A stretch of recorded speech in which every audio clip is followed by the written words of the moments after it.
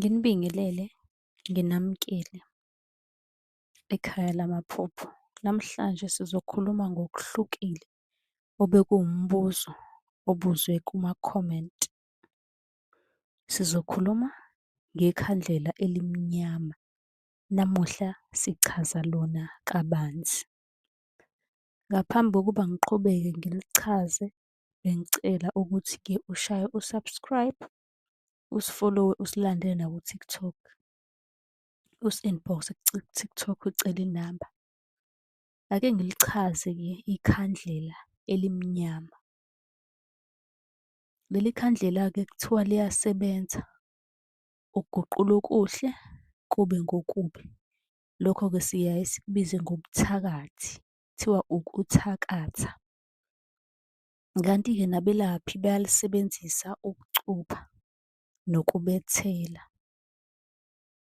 Liyasebenza-ke leli khandlela elimnyama ekulahleni isilwane.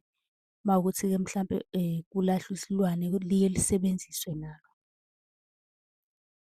Kuthiwa-ke kukhona ney'thunywa ezike-ke ziliveze ngamaphupho.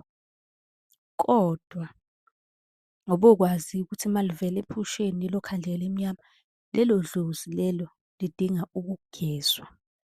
Lisuke liphethe isikhwama sobumnyama, sobunyanga, sokubulala. Okusho ukuthi kungenzeka ugcine wena uphenduka ube umuntu omubi noma ube umthakathi, singabeka kanjalo ngenxa yalo leli dlozi leli. Uma unombuzo ungabuza kwi-comment, sizokwazi ukuthi-ke sikwenzele eyakho ividiyo nawe siphendule owakho umbuzo ngokuhlelekile.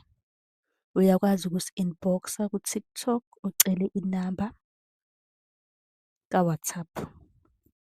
Khomenta ubuze umbuzo sizokuphendula. Nisale kahle.